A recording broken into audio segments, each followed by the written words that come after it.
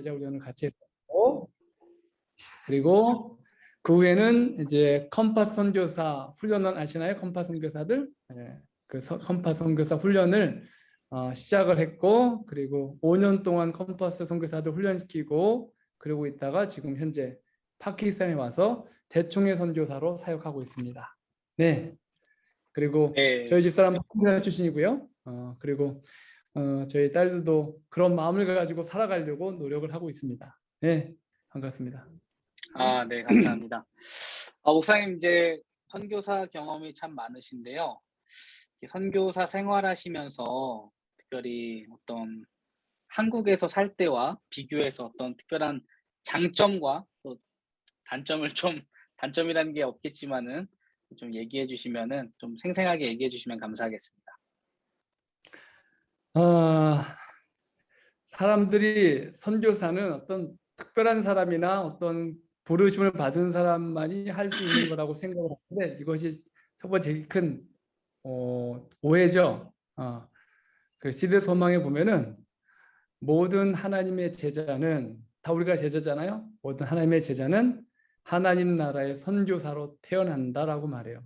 그 얘기는 이거는 선택이 아니고 필수죠. 그래서 하나님 나라에서 살기를 원한다 하면 모든 사람들 다 선교사로 태어나야 되는 건 당연한 일이고, 그런 마음 가지고 먼저 그런 마음가짐을 가지면 좋겠다라는 생각이 들고, 선교사 생활의 그 장점, 단점 뭐가 있을까요? 첫 번째로는 한국에서 생활에 있어서 참 제 선교사 생활하다가 한국에 돌아갔잖아요.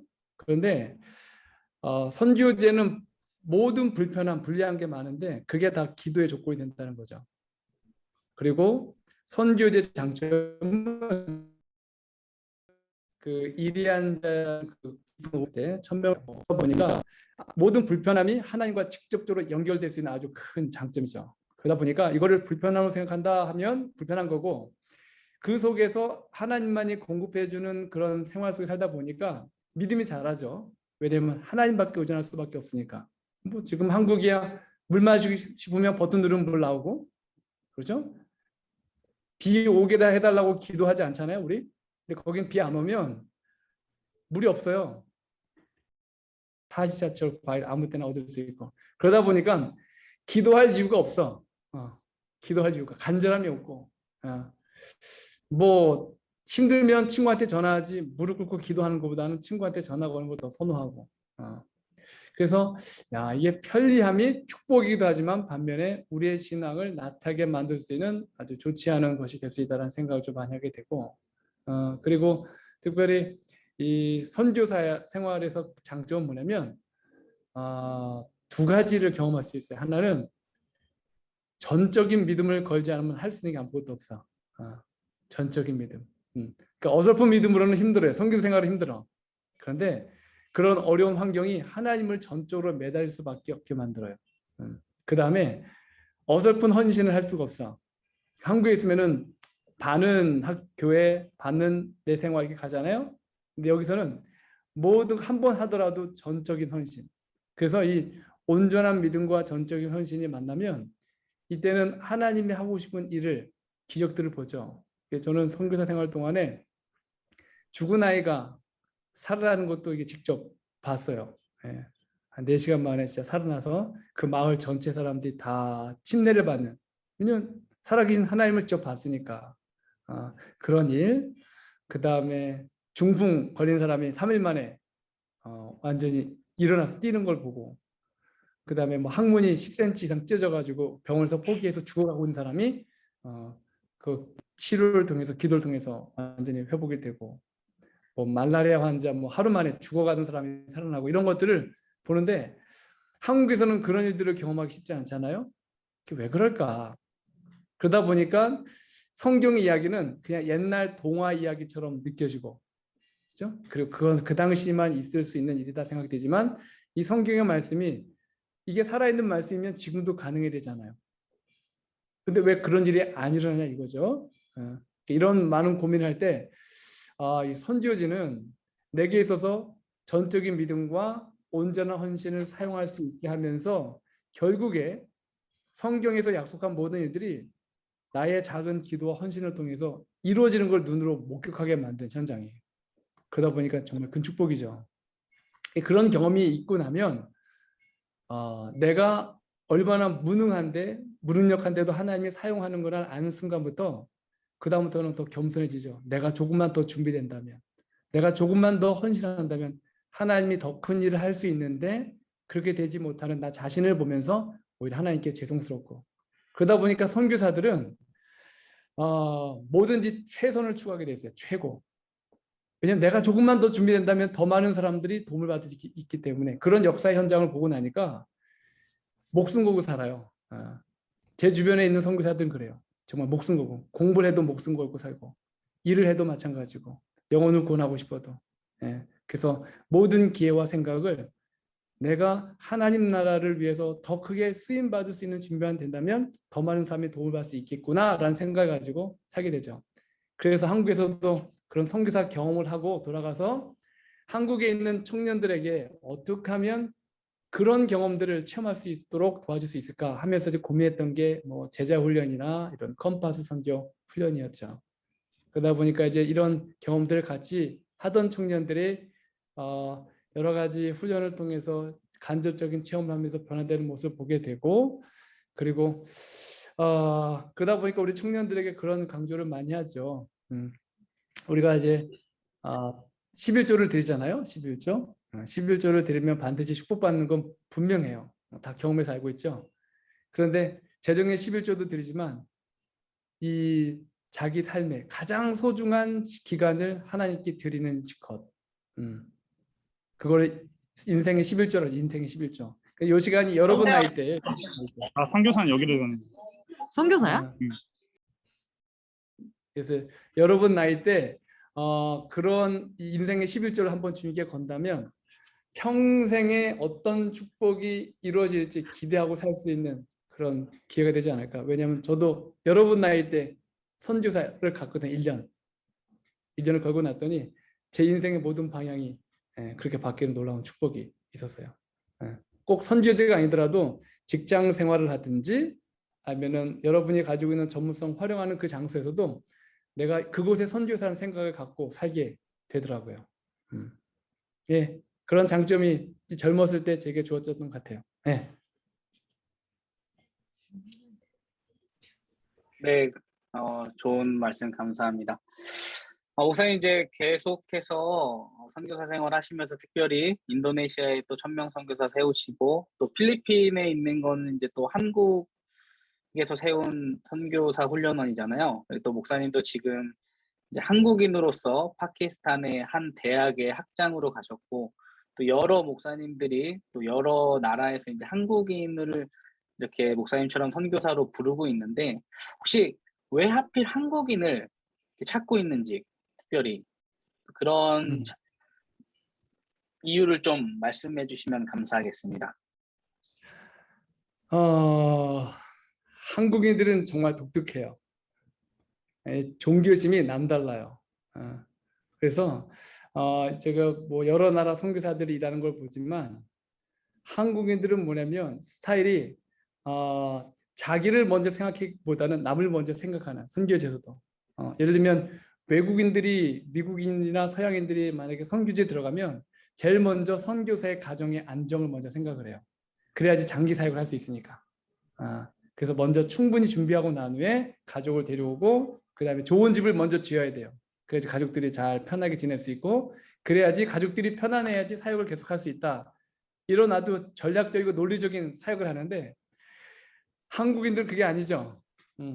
같이 먹고 같이 구르고 그리고 소똥으로 이렇게 부를 때도 밥하는 곳에 같이 앉아서 부를 때 자고 뭐 이런 삶을 추구하고 그리고 이 헌신 그리고 특별히 이 한국인들이 가지고 있는 종교성은요 정말 대단해요. 여러분들은 한국에서 잘 모르지만 이 한국인들이 해외에 나가서 사역을 하기 시작하면 대부분의 선교사들이 그랬던 것 같아요. 그 사람들과 눈높이를 같이 맞추려고 하는, 공감하려고 하는 이런 정서가 굉장히 높아요. 예수님의 마음이죠. 예수님도 똑같이 자기 문화를 버리고 그들의 문화 속에 뛰어들어간 것처럼. 근데 한국 사람들이 가지고 있는 헌신이 그런 부분이 큰 것 같아요. 나보다도 먼저 남을 배려하는 생각. 그러니까 나 중심적이보단 타인 중심으로 먼저 생각하다 보니까 우리가 말할 때도 조심하고 하잖아요. 근데 서양이나 이렇게 뭐 남미 사람들은 자기 하고 싶은 의견을 그냥 바로 개진을 해요. 근데 한국 사람들 말할 때 먼저 상대방이 어떻게 생각할까 이 느낌을 먼저 고려하잖아요. 이런 배려의 정신. 그다음에 깊이 있는 종교성. 종교성. 근데 한국인들은 이렇게 헌신도가 굉장히 커요. 이렇게 주면 어설프게 주는 것이 아니라 이게 그 사람이 잘 되는 걸 봐야지 행복해지는 스타일. 뭐든 안 그러겠지만 끝까지 뭔가 그 사람이 잘 되는 걸 보면서 그것을 즐겨하는 그런 마음들 이런 건 상당히 큰 것 같고 더 큰 건 뭐냐면 한국인들이 가지고 있는 장점은 누군가가 내 옆에 있는 사람이 가서 그렇게 봉사하면 그 사람을 내가 함께 가서 일하지 못하지만 마음적으로 공감하고 싶어하는 사람들이 많아요. 예를 들어 우리 민지가 선교지에 나가서 봉사한다 그러면 아마 그 교회 교인들이 같이 민지가 가지고 있는 그 마음, 어려움을 같이 공감해주는 마음, 그러다 보니까 한국 사람들은 해외에서 선교하면 선교로 끝나는 것이 아니라 그 사람을 보낸 교회 가족들이 함께 그 선교지에 같이 가 있는 것과 다를 바 없는 마음으로 헌신하는 일. 그래서 이 한국 선교는 단순히 한국에 사는 선교는 선교로 끝날 게 아니고 한국에서 이 파송되는 선교사들 그들 통해서 한국 교회까지도 선교의 불을 지필 수 있는 아주 중요한 어떤 중추 역할을 하는 것 같아요. 그런데 안타깝게도 우리 한국에서 이제 그런 어떤 선교에 대한 어떤 경험과 마인드를 좀 더 이렇게 확장시키고 느끼도록 하는 부분이 좀 많이 약한 것 같아요. 좀 아쉽긴 하지만 이런 여러 가지 장점들 그리고 그들이 가지고 있는 어떤 군대 문화, 이 군대에서는 안 되면 되게 하잖아요. 그러다 보니까 이 군인들이 군대 경험에서 나온 그 노하우가 선교지에서도 이루어지는 것 같아요. 군인 정신. 이거 무시 못할 일인 것 같아요. 세계가 한국인을 찾고 있어요. 정말 찾고 있어요. 정말 할 일이 많아요. 정말 할 일이 많아. 그렇게 생각합니다. 네, 감사합니다. 저희 특별히 이제 선교사 경험 중에 정말 잊지 못할 경험을 혹시 한 가지 정도 이렇게 좀 나눠주시면은 좀 감동적인 시간이 될 것 같습니다. 너무 많아서 어떤 것부터 나눌까 고민이 되는데 한 가지만 얘기하자면 저는 꿈 같은 거를 이렇게 꿈을 이렇게 뭐 우리 민지가 기침을 했네요. 감기 걸렸나 봐요. 제가 선교제 갈 때 전혀 아무것도 준비되지 않은 저를 부르지도 않고 그리고 저를 지원해 줄 수 없는 그런 곳으로 처음 출발했을 때 모든 걸 제가 스스로 다 해야 됐었어요. 비자 작업, 그다음에 뭐 월급 문제도 제가 알아서 다 해결해야 되고 경비 뭐 그때 제일 큰 문제가 뭐냐면 어떻게 이 비자를 받을까? 인도네시아에서 이제 비자를 받아야 되는데 만약에 보통 선교사들이 해외 나가면 모슬렘 국가 가면 사업 비자를 받아가요. 그래야지 자기 신분을 속일 수 있으니까. 근데 사업 비자를 받으려면 돈을 내야 되는데 돈 낼 돈이 없는 거예요. 비자 작업. 그래서 제가 하나님 제가 선교사 비자를 받겠습니다 하고서는 내무부를 찾아갔어요. 인도네시아 내무부를 찾아갔는데 선교사 비자를 발급해 본 적이 없는 거예요. 내무부 직원들이. 그래서 제가 혼자 작업하다가 도저히 안 돼가지고 아무래도 자카르타에 있는 인도네시아 연합회에 가서 도움을 요청했다. 우선 갔는데 엘리베이터를 타고 2층으로 올라가는데 누가 갑자기 탁 엘리베이터 안으로 들어오는 거예요. 근데 저를 보고 깜짝 놀래. 당신 왜 여기 있어요? 이래서 저 아세요? 그랬더니 그분이 하는 말이 당신 어제 꿈속에서 봤어요? 이러는 거예요. 저를 꿈속에서 본 거예요. 그래서 나를 만났는데 얼굴에서 빛이 환하게 나더래요. 그리고선 꿈에서 깬 거라. 누구지 했는데 그 사람을 이 엘리베이터 안에서 저를 만난 거예요. 그 사람이 한 얘기가 내가 뭘 도와주면 되겠느냐. 내가 비자 작업하고 있는 중인데 이런 어려움이 있다. 이랬더니 그 친구 하는 말이 그러면 지금부터 내가 비자 문제를 다 해결할 테니까 당신은 걱정하지 말고 정글에 들어가 있으라고. 왜냐하면 정글에 들어가면 전화 연락이 안 돼요. 비자 문제 생기면 연락을 받아서 빨리 와서 해결해야 되는데 해결할 수 있는 방법도 없는 거라. 그러니까 비자를 받아도 문제였는데 하나님께서 그 친구에게 꿈속에서 저를 만나게 하시고 그 사람이 제 모든 경비, 그 다음에 4년 동안의 모든 비자 연장, 모든 문제를 다 해결해 주셨어요. 그리고 나서 다시 이제 오지에 들어가기 전에 현지 합회에 가서 선교부장을 만났는데 그 선교부장에게 제가 선교사 훈련을 해야 되는데 뭐 아무것도 없잖아요. 뭐 건물도 없고 그다음에 모여지는 청년도 없고 선교사 줄 월급도 없고 선교사들 파송할 때 차비도 없고 보통 누가 선교사 운동한다 그러면 돈을 싸들고 와야 되는데 이건 뭐 한국에서 온 사람인데 돈도 없이 도움 요청하러 온 거라 오니까 얼마나 당황스럽겠어요 그 사람이. 그래서 제가 그 사람을 한번 만나겠다 생각을 가지고 이제 선교부장님을 찾으러 갔는데 선교부장님을 찾아서 도움을 요청하려고 하는데 그날 일요일 아침에 선교사 선교부장님 집에 찾아갔는데 7시인데 주무시고 계시는 거예요. 그래서 좀 있다가 이제 이분이 걸어 나오시더니 갑자기 대뜸 하는 얘기가 꿈을 꿨다는 거야. 무슨 꿈을 꿨습니까? 물어봤더니 꿈속에서 화인 여사를 만났대요. 화인 여사가 꿈에서 나타나가지고 거기 모이는 사람들에게 종이를 나눠주면서 종이에 이름을 적어내라고 그래서 자기도 이름을 적어냈는데 화인 여사가 그 종이를 돌려주면서 그 목사님 이름이 스티븐 디케였는데 당신 이름이 스티븐 디케인데 왜 이름을 이렇게 적었어? 하고 돌려줬는데 보니까 자기가 자기 이름을 적지 않고 엉뚱한 걸 적은 거라. 그래서 이상하다 하고 봤는데 보니까 거기에 적혀져 있는 자기 이니셜이 MM으로 적은 거예요. 그래서 MM의 뜻이 뭔지 몰라가지고 궁금하고 있던 찰나에 제가 방문했을 때 이분이 다 깨어난 거라. 그래서 나와서 한 얘기가 그 MM이 뭐지? MM이 뭐지? 이러고 있는 거예요. 난 너무 놀랬지. 그 MM이 뭐냐면 미셔너리 무브먼트 약자거든요. 1000 미셔너리 무브먼트. 그러니까 제가 MM이에요. 이니셜이. 그래서 제가 꿈을 바로 해석한 거라. 목사님, 그 MM의 이니셜의 뜻은 미셔너리 무브먼트 약자입니다. 이분이 너무 놀라는 거예요. 당신 누구야? 제가 MM입니다. 그때 이분이 깜짝 놀라면서 내가 뭘 하면 되겠냐고. 내가 선교사들을 훈련을 시키러 왔는데 선교사들이 필요하다. 청년들이 필요하다. 20대 청년들이. 자기가 합회에 있으니까 모든 교회 다니면서 선교사들을 모아주겠다. 몇 명 모으면 되겠느냐? 20명 보내다가 자기가 모으겠다. 걱정하지 마라. 그리고 또 뭐가 필요하냐? 선교사들 보내려면 매달 월급을 줘야 되는데 월급 줄 돈이 없습니다. 걱정하지 마라. 그러면 내가 교회마다 다니면서 한 사람당 1,000루피씩 내도록 해가지고 그걸 가지고 우리가 월급을 해결하겠다. 또 뭐가 필요하냐? 트랜스포테이션이 필요합니다. 저희가 깊은 오지에 있었기 때문에 오지에 오려면은 비행기를 타고 들어와야 돼. 경비행기.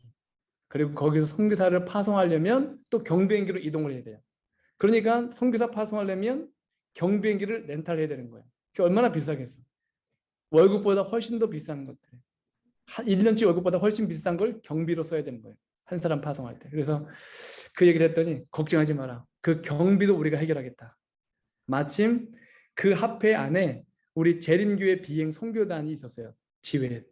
그래서 그 비행 선교단을 우리가 활용할 수 있도록 요청하겠다. 그래가지고 저희들이 20명의 선교사를 받고 월급 문제도 해결하게 됐고 선교사들을 파송할 때도 그 선교사들을 파송할 때는 재림교회 비행 선교단의 비행기를 통해서 오지 정글로 보내게 되는 일이 벌어졌어요. 그렇게 시작이 된 선교사 운동이 지금은 인도네시아에는 1000명 선교사 훈련 분원이 2개나 생기게 됐죠. 보면 하나님이 사람을 선택하시고 하나님이 꿈을 주시고 이루시는 분도 하나님이신데 문제는 그 일을 위해서 응답할 사람이 필요한 거예요. 선교사가 하는 일은 뭐냐면 선지자에 가서 선지한 게 아니고 선교사는 선지자에 가서 하나님이 하시는 일을 구경하는 구경꾼이에요. 지금도 저는 구경하고 있습니다. 열심히. 네, 감사합니다. 지금 이제 코로나 시대에 사실은 어디 해외를 왔다 갔다 하는 게 좀 많이 어려우셨을 텐데, 코로나 시대에 혹시 좀 현재 상황이 어떤지, 또 선교 상황은 어떠신지 좀 저희가 알면은 또 도움을 드릴 수 있으면 참 좋을 것 같습니다. 네. 파키스탄에는 사람들이 어떤 코로나 어떤 예방을 위해서 할 수 있는 어떤 재정적인 여력이 없어요. 그러다 보니까 시작부터 지금까지 그냥 위드 코로나예요. 그래서 마스크를 끼고 다니는 사람들이 없고 저도 지역교회를 방문 가면 뭐 사람들이 빡빡하게 앉아 있는데 저 혼자 마스크를 낄 수가 없어요. 왜냐면 그렇게 마스크를 안 끼고 앉아 있는 사람들 중에 저만 마스크를 끼고 있으면 느낌이 꼭 저만 믿음 없는 사람 같아. 그러니까 어쩔 수 없이 저도 마스크를 벗고 그리고 이제 같이 지내는데 저희들 이제 그렇게 활동하다가 이제 저하고 저희 집사람이 코로나 걸렸었죠. 코로나를 걸렸는데 여러분 코로나는 걸릴만 해요. 뭐 이렇게 뭐 심각하지 않아요. 그냥 아주 심한 몸살 독감 정도 느낌. 그리고 여러분 나이 때는 코로나 걸려도 한 3, 4일이면은 이제 차근차근 회복이 되고 문제 없이 회복이 돼요. 근데 문제는 전염이 문제, 전염. 예, 전염이 문제죠. 그러니까 우리가 주의하는데 여기서는 우선 코로나 환자들이 한참 급증하다가 지금 이제는 줄어들었고 코로나 테스트를 하려면 이 사람들의 월급의 3분의 1, 그냥 일본 기독교들이 받는 이게 막일하는 사람들의 월급의 한 3분의 1을 내야지 검사가 가능하니까 뭐 검사 받는 것도 못하고 그냥 기침하면 기침하는 대로 그냥 하면서 지내요. 그래도 저희가 코로나가 확산될 때 학교에 늘 주의를 하고 학생들은 마스크를 끼게 하죠. 학교에서는. 근데 나가면 또 다 벗어요. 안 쓰면 혼나니까 이것은 쓰고 나갈 땐 다 벗고 이렇게 지내는데 저희들이 여기서 야외 활동도 주의를 시키죠. 못하게 하는데 그래도 참 감사한 게 저희들한테 제자훈련을 받은 학생들이 지금 저한테 제자훈련 받은 친구들이 제자의 제자를 또 제자를 낳고 지금 뭐 5대, 6대, 7대 계속 제자가 번져나가고 있는데 이 친구들이 또 못 말리는 친구들이에요. 지옥계를 돌아다니면서 2군데, 3군데 섬기면서 오후 분교 활동을 하고 또 제자를 만들고 그리고 패스파인더도 조직하고 이렇게 열심히 활동하고 있고 지금은 또 우리 이호셉 목사님 아버지 우리 임현주 목사님께서 이곳의 연합회장님으로 이제 오시게 되셔서 지금 여러 가지 프로젝트를 계속 만들어내셔가지고 저희가 그 일을 이루기 위해서 정신없이 움직이고 있죠. 예. 그래서 교회 개척, 그 다음에 선교사 훈련, 목회자 훈련 이렇게 열심히 진행되고 있고 이곳은 코로나와 상관없이 지속적으로 선교 활동이 계속 이루어지고 있습니다. 아주 감사한 일이죠. 예. 하나 예를 들자면 여러분 이 코로나 너무 이렇게 코로나에서 선교 안 된다고 생각하는데 이 코로나 때문에 선교가 더 잘 돼요. 한 예를 들자면 어느 한 마을에 캐톨릭이 많은 교회 그 지역인데 재림교회가 전혀 없는 곳인데 어떤 분이 인터넷으로 우리 성경 공부하기 원하는 사람이 있느냐 그걸 이렇게 본 거예요. 소개를. 그래서 영국에 있는 목사님이 올린 건데 그걸 보고 나 한번 해보겠습니다 하고 이제 전화로 이제 공부하게 된 거죠. 온라인으로. 근데 문제는 하겠다고 한 사람이 영어를 몰라. 영어를 할 줄 몰라요. 그래가지고 공부는 하기로 했는데 자기가 영어를 이해하지 못하니까 고등학교 2학년인 아들에게 야 이거 통역 좀 부탁해줘. 그래서 통역을 하면서 하다가 아들이 안식일 기별을 받아들이게 된 거예요. 그래가지고 이거 안 되겠다 싶어가지고 마을 사람들 모아가지고 이제 또 하는 거예요. 그러니까 어떻게 하냐면은 마을 사람들 모아놓고 핸드폰으로 영상을 보여주고 그리고 이거를 안 되는 말을 가지고 통역을 하는 거예요. 아들이. 그런데 사람들이 한 40명, 50명 모여들고 그래가지고 결국에는 그런 형태로 그 영어도 제대로 못하는 고등학교 2학년 친구가 통역을 하면서 그렇게 공부를 해가지고 그 마을에 82명이 침례를 받았어요. 정말 상상할 수 없는 일들이죠. 예. 정말 그 내용을 다 이해하는 걸까? 의심이 갈 정도로.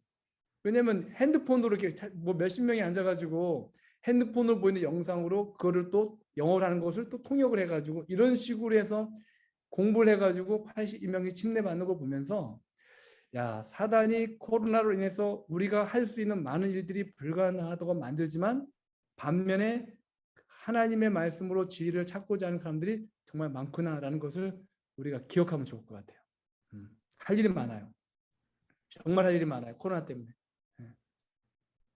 영상 선교 그리고 뭐 좋은 그 내용들 같은 거 나눠주면서 들어보게 하고 피드백 느낀 거 서로 나누고 질문 있으면 질문 나누고 하는 일들 하면 여러분들 할 일이 정말 많을 거예요.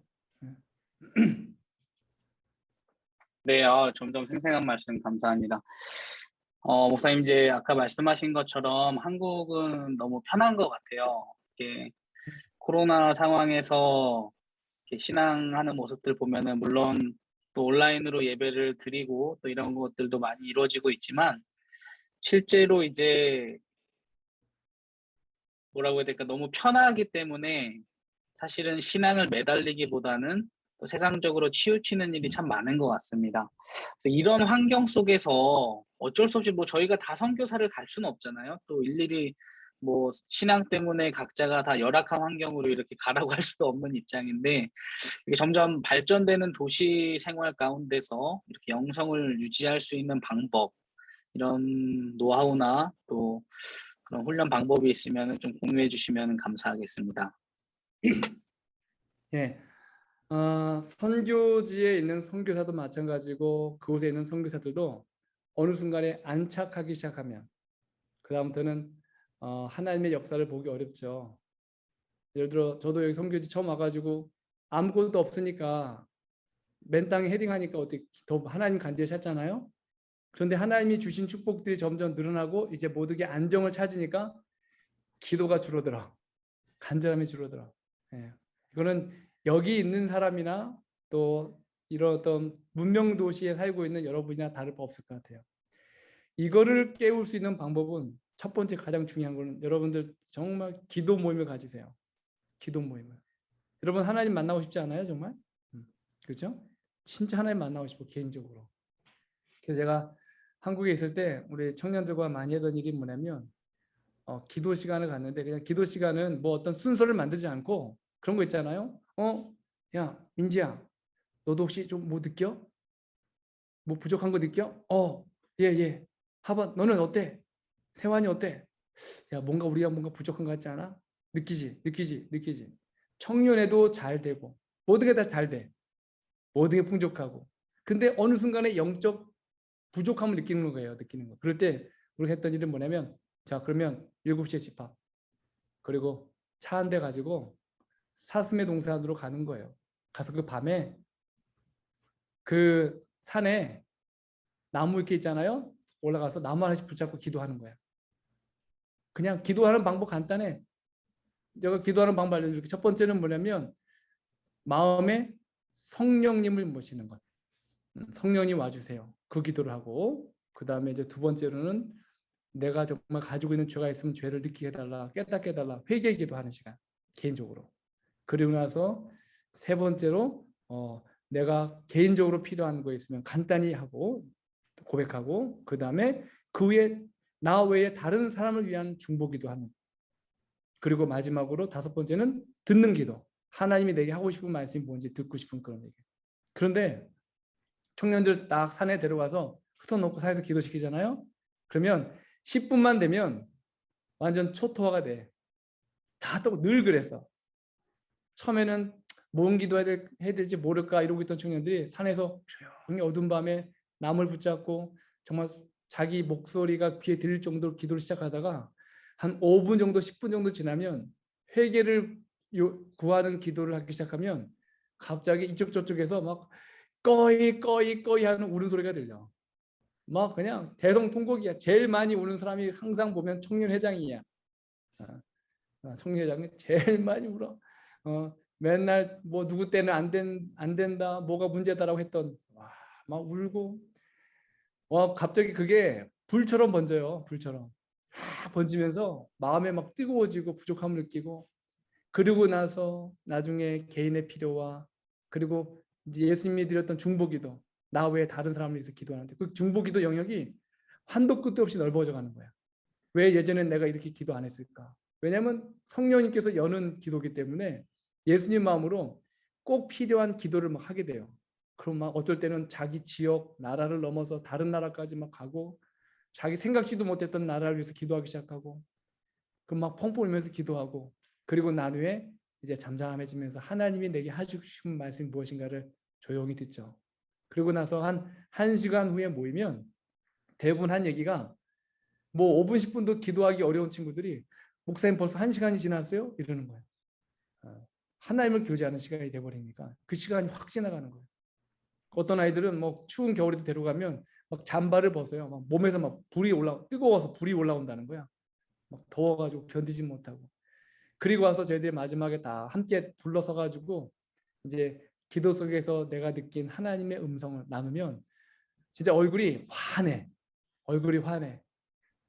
막 평안하고 환하고. 이러면서 마음이 넓어지는 거예요. 어쩌면 우리 도시에 있는 우리 청년들에게 좋은 순서 프로그램보다 더 중요한 건 뭐냐면 이런 하나님과 1대1로 공동체적으로 만나는 시간이 정말 필요한 것 같아요. 오늘 저녁 가고 싶지 않아요? 사슴동산? 응? 응? 네, 그런 일이 필요해요. 자, 그 가고 그 다음에 안 되면 뭐 멀면은 이제 교회에서 불 꺼놓고 교회를 놓고 기도하는 거. 이게 어마어마한 힘이에요.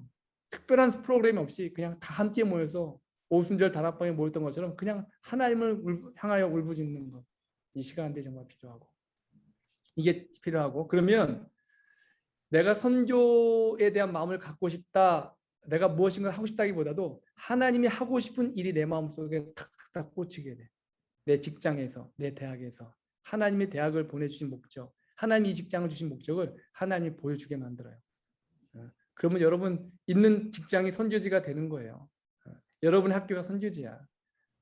총장님 만나면 총장님이 구도자로 보이지 총장으로 안 보여요.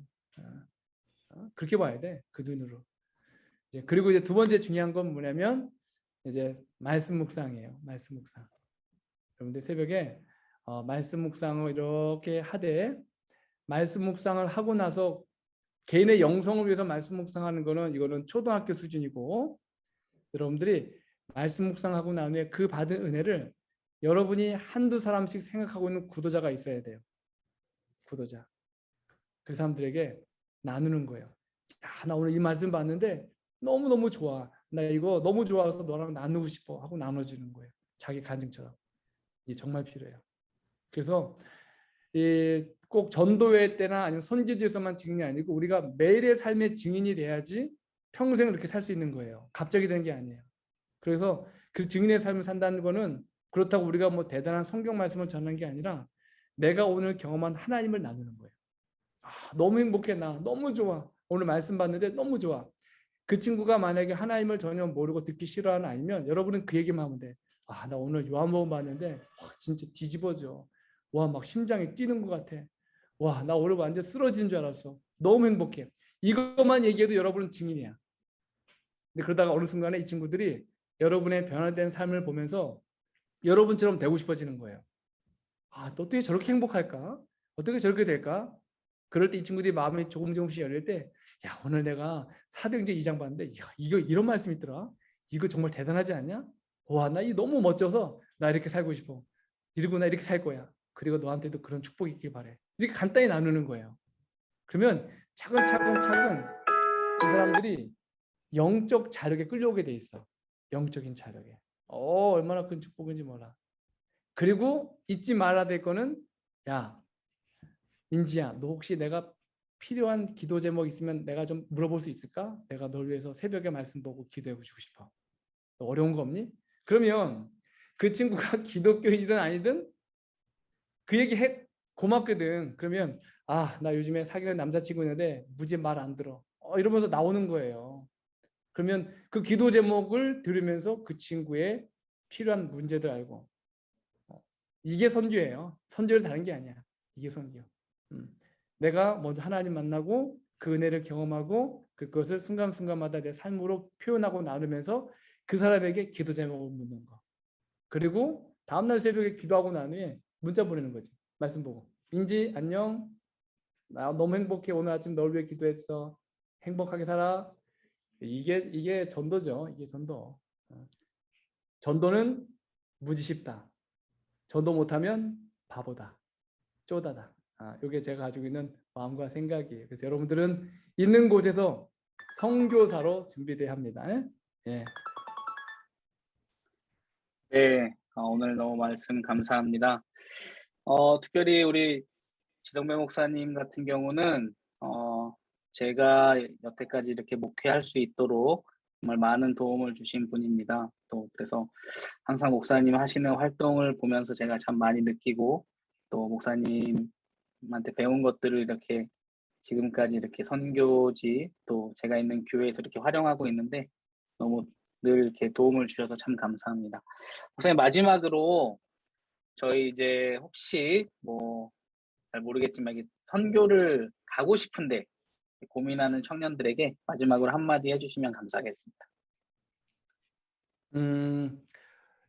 선교는 두 종류가 있죠. 장기 선교, 단기 선교. 여러분들이 이렇게 나가는 함께 가는 봉사가 이제 장기 선교, 단기 선교죠. 짧게 가는 거. 장기 선교는 뭐 최소 석 달 이상 가 있는 것.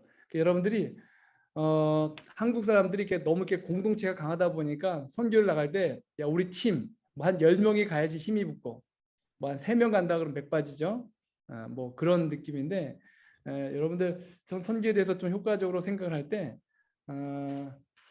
이제 만약에 교회에서도 이렇게 함께 봉사할 수 있는 것도 좋은 방법이기도 하고 때로는 그거 있잖아요. 방학 때 보통 청년들이 자기네들이 뭐 나 한 2달 여행 갔다 올게 그런 마음으로 한 2명 정도가 예를 들어 이번에 우리 그 선교지 가서 방학 때 봉사할까? 그러면은 여러분들이 더 여러분의 잠재력을 많이 발휘할 수 있어요. 많이 발휘할 수 있어요. 그리고 선교지에서도 팀으로 오면은 엄청난 준비를 해야 되고 엄청난 여러분의 에너지, 재적이 많이 들어가는데 그렇게 둘, 셋씩 같이 움직이면은 여러분들이 선교지에서도 여러분이 가서 봉사할 때 현지 사람들도 부담이 덜하고 여러분이 할 수 있는 효과들이 되게 많아요. 그래서 그렇게 가서 짤막하게 봉사하는 것도 제가 보기에는 청년들한테 권장하는 건 그거죠. 이렇게 예를 들어서 야 이번 한 달 동안은 나 이번에 미얀마 갔다 올게. 컨택해가지고 가서 나 어디 갔다 올게. 그렇게 흩어져 가지고 만약에 이제 한 달 후에 청년들이 모였다. 그러면 간증거리가 너무 많죠. 너무 많죠. 진짜 많고 다양하죠. 그런데 선교사들이 청년들이 만약에 그룹으로 갔다 오면 10명 갔다 왔는데 모이면 맨날 그 선교지 얘기. 야 우리 그때 뭔가 기억나? 야 그때 뭐 했던 기억나? 그럼 안 갔다 온 청년들은 괜히 자기가 빠지는 거야. 자기네끼리 다 해먹네 이러면서. 그래서 제일 좋은 거는 여러분들이 갈 때 효과적인 것은 여러분이 이렇게 둘씩 짝지어서 이렇게 흩어지거나 이렇게 함께 움직여 나가면 엄청난 경험을 가지고 모여들 수 있죠. 그런 방법이 있어요. 짧게 하는 방법들이 있고 그 다음에 솔직히 여러분이 그렇게 움직이면 선교지에서 정말 필요한 게 되게 많아요. 예를 들면 여러분은 은사를 활용할 수 있죠. 여러분이 와서 난 영어를 못해요. 그러면 여러분 한국어 가르치면 되거든. 여러분이 그 언어 할지 말고 그 사람들이 언어를 배우게 하면 되거든. 한국어 얼마나 인기가 많은데요. 그리고 한국 드라마 딱 틀어주고 거기서 나오는 중요한 뭐 표현들 이런 거 사랑해요 이런 것들 가져주고 하면은 뭐 사람들이 기겁해요. 그냥 기겁해. 그리고 한국 가고 싶고 문화 선교도 되게 중요해. 문화 선교 제기차기 가르쳐주고 그다음에 자치기 같은 거. 요즘에 오징어 게임 얼마나 좋습니까? 무궁화꽃이 피었습니다. 이거 가르쳐주면 난리 나겠죠. 이러면서 현지 사람들과 어울리는 일들. 정말 그게 국위 선양과 문화와 그다음에 여러분들의 선교적인 루트들 만들 수 있고 그렇게 사람들과 사는 경험을 하고 오면 여러분들이 무엇을 준비할 수 있는지에 더 관심을 갖게 돼요. 나 영어도 공부하고 싶어. 난 자격을 가지고 가서 봉사하고 싶어. 이런 고민을 하게 되고 좋죠. 그렇게 하는 방법이 있고 하나는 이제 그룹별로 갈 수 있는 방법도 있고 그건 이제 경비가 너무 많이 들잖아요. 경비가 막 프로그램 준비해야 되고 막 엄청난 예산을 가져가야 되지만 여러분들이 둘 셋씩 가면은 경비가 많이 안 들어간다는 거. 그리고 또 혹시 여러분들 중에 나는 좀 선교 생활을 조금 1년 넘게 하고 싶다 하는 경우들은 여러분들 천명 선교사도 있고 천명 선교사가 아니더라도 우리 한국의 우리 대총회나 지회에 무슨 프로그램이냐면 AVS라는 선교사 프로그램이 있어요. Adventist Volunteer Service. 이거는 대총회가 결의해서 보내는 거예요. 대신 월급은 현지가 되든지 현지 사람이 되든지 아니면 자기가 해결해서 가는 거예요. 자원봉사. 그 대신 모든 결의 절차는 지회와 대총회가 해요. 여러분들이 어떤 사고가 생기거나 문제가 나면 모든 건 현지 연합회나 현지 지회가 책임을 지게 돼 있어요. 그리고 여러분 이렇게 봉사하고 나면 여러분의 봉사 내용이 우리 교단 안에 기록이 남겠죠. 그러다가 여러분이 또 막 열심히 하다가 더 탁월한 봉사의 결과들이 나오면 어느 순간에 대총회 선교사가 필요할 때 어느 나라에 뭐 병원장이 필요하다, 교수가 필요하다. 그때 여러분들이 이제 그렇게 추천될 수 있는 거죠. 추천될 수 있죠. 이 친구는 ABS 선교사 경력으로 이런 일을 했는데 됐다. 이번에도 우리 ABS 선교사로 필리핀에서 왔었었는데 한 3년 했었는데 그 자원봉사자로 있었는데 대총회가 이 사람을 그 동티모르 교감으로 대총회 선교사로 픽업해 갔어요. 저도 추천하고 이런 경험들이 있고 그러면 거의 뭐 대총회 선교사로 봉사할 수 있는 일이 많고 그리고 한국 사람들은 이미 그 열정과 헌신도와 이런 게 대단하기 때문에 여러분들이 그런 봉사를 하기 시작하면 또 장기적으로 봉사하면 또 그런 길을 계속 하나님이 열 수 있는 일들이 많을 거예요. 그렇게 되고 또 더 중요한 건 이런 것도 있죠. 내가 갈 수 없을 때 여러분이 보내는 선교사. 그래서 내가 어느 선교사 예를 들어 우리 장세환 선교사가 장세환 청년이 선교사 가기 원한다. 근데 문제는 이 사람이 가면 월급이 없잖아요. 그러면 오케이. 야, 우리가 한 10만 원씩 모으자. 10명, 100만 원. 이 친구 월급은 우리가 해결하겠다. 그러면 장세환 친구가 선교지 가 있는 동안에 이 사람의 선교지 소식을 우리가 받고 공유하고 그다음에 또 대정을 이렇게 모은 것을 또 보내주고 그리고 야, 우리 10명 이번에 한번 우리 그 선교지 갔다 오자. 지원해주라. 그리고 또 한번 가서 한번 또 봉사하고 오고. 이렇게 하면 교회도 살고 선교도 살고 이런 보내는 선교사를 할 수 있겠죠. 예, 그렇습니다. 예. 네, 너무 감사합니다. 혹시 질문하실 분들 있으시면은 지금 질문 다들 다들 너무 감동받으신 거죠? 네. 네. 민지의 반응이 참 마음에 들어요, 민지. 저기 선물 뭐 안 주나요? 뭐 민지요? 달고나라도 하나 좀 전해주면 좋겠구만. 예. 지난주에 민지 많이 먹었습니다, 달고나.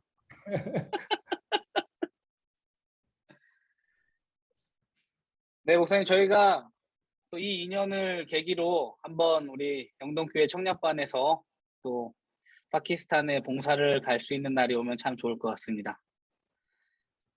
여러분 여기 오시면 파키스탄은 어떤 곳이냐면 여러분들 생각하기에 와 거기 막 테러 있고 뭐 아프가니스탄 옆이고 뭐 감에 잡혀가는 거 아니야? 지금 우리 친구들이 파키스탄 봉사에 온다 그러면 농담 삼아서 야 여기는 방탄복음 필수야 이렇게 농담 삼아 얘기하는데 파키스탄은 진짜 안전해요. 필리핀이나 그다음에 중국보다 안전하고 그 여기를 다니다 보면은 여러분이 연예인이 얼마나 힘든지를 여러분이 경험할 수 있어요. 연예인이 얼마나 힘든지. 길거리 지나가면 사람들이 막 와가지고 사진 찍자고 그냥 계속 카메라 들이대고 계속 쳐다보고 그리고 우리가 뭐 가서 멈춰서 얘기를 하나 하면 한 군데 가서 잠깐 얘기하는 동안에 주변에 한 100여 명이 모여들어 저희 주변에. 그리고 이 정도로 우리 한국인들이나 동양인들에 대해서 아주 관심이 많고 그리고 또 더군다나 이 해외에서 파키스탄 같은 경우는 좀 위험한 국이라고 이렇게 미국 서방에서 아주 안 좋게 평을 해가지고 자국의 평판을 높이기 위해 가지고 외국인들을 위해서 보호하는 게 굉장히 강해요. 보호하고자 하는 게. 저도 여기서 학교에 있다가 나가면 마을 사람들이 뭐 친하고 뭐 언제든지 웰컴하는데 이제 경찰들이 외국인들은 우리 학교에서 나가면 무조건 경찰들이 저를 따라와야 돼요. 총 들고 따라와요. 아무런 문제도 없는데 없어도 잘 노는데 자꾸 경찰들이 이제 따라와서 진짜 무슨 대통령 수행원 같은 그런 느낌 상당히 아주 기분 좋고 그래서 아주 그렇게 안전하고 그리고 재밌고 다양한 문화를 볼 수 있는 곳입니다. 언제든지 오십시오. 환영합니다. 개인적으로 봉사하는 것도 괜찮고 혹시 악기를 다룰 수 있는 사람 뭐 첼로나 바이올린 할 수 있는 악기 봉사도 한두 달 와서 해주면 아이들이 참 좋습니다. 예. 아마 전 세계 음치들은 파키스탄에 다 모여 있습니다. 그래서 이 음치들 정말 한 달 내내 가르쳤던 음악을 다시 제로로 가르칠 정도로 그래서 도레미파솔라시도를 가르치는데 그리는 거 그 잡는 것만 해도 지금 6개월 했는데도 아직도 애들이 못 따라와요. 도레미파솔라시도를. 근데 지금 이 아이들을 데리고 저희들이 합창단을 구성해서 지금 합창단을 지금 하고 있는데 화음이 나요. 기적이에요, 기적. 제가 본 제일 놀라운 기적인 것 같아요. 이건 죽었다가 살아난 아이를 본 것보다 더 놀라운 기적이고 그다음에 지금 이 친구들이 지금 챔버 팀을 만들었어요. 첼로 바이올린 해가지고 이제 애들이 챔버를 지금 하고 있는데 진짜 이 아이들이 좀 더 자기가 더 실력을 높이고 싶어해요. 이 아이들은 평생 동안 보지 못한 악기고 이 파키스탄 전역에서는 이런 악기를 쓰는 사람이 전혀 없어요. 우리가 쓰고 있는 악기를. 그런데 이제 유일하게 저희들이 가르치고 있는데 이런 악기 봉사 같은 곳이어도 아주 너무 좋죠. 예, 예, 감사합니다. 네, 감사합니다. 목사님 우리 마무리해 주시는 기도해 주시고 이 시간 마치도록 하겠습니다. 네, 기도할까요? 기도하겠습니다. 사랑의 아버지 하나님, 하나님께서 우리 새벽 이슬 같은 청년들과 짧은 대화 또 우리 만남을 갖게 하시니 감사합니다. 우리 아멘. 선교사들의 마음과 우리 청년들의 마음과 생각 속에 함께 해주셔서 우리가 예수님이 이 땅에 오신 선교사였던 것처럼 또 바울이 그랬던 것처럼 모든 하나님의 제자들은 하나님 나라의 선교사로 거듭나야 하는 것처럼 우리 청년들이 그런 선교사의 사명을 가지고 직장에서 학교에서 가정에서 살 수 있도록 도와주시옵소서. 앞으로도 주님께서 이 청년들에게 보다 밝은 미래 그리고 재림을 준비할 수 있는 신앙 그리고 주변의 사람들에게 강력한 영향력을 발휘할 수 있는 그리스도인의 향기를 실력을 가질 수 있도록 인도해 주시옵소서. 예수님의 이름으로 기도드립니다. 아멘. 우리 여기 손예준이 제가 아는 그 손예준인가요? 맞습니다. 목사님. 손예준 얼굴이 어디 갔어? 왜 이름만 있어? 얼굴 좀 보여줘봐. 군대를 가가지고 아이고 우리 손예준. 머리가 야 이랬어. 반갑다 반가워. 야 그렇구나. 우리 컨파 선교사 우리 손예준. 예 반갑습니다. 자 여러분들 너무 반갑고 예 건강하십시오. 감사합니다. 얘가 할 일은 이제 없나요? 이제 저 빠지면 돼요? 네, 이제 모두 마칠 겁니다. 바로. 예 여러분 감사합니다, 빠져나가기 목사님. 좋은 시간 되세요. 네.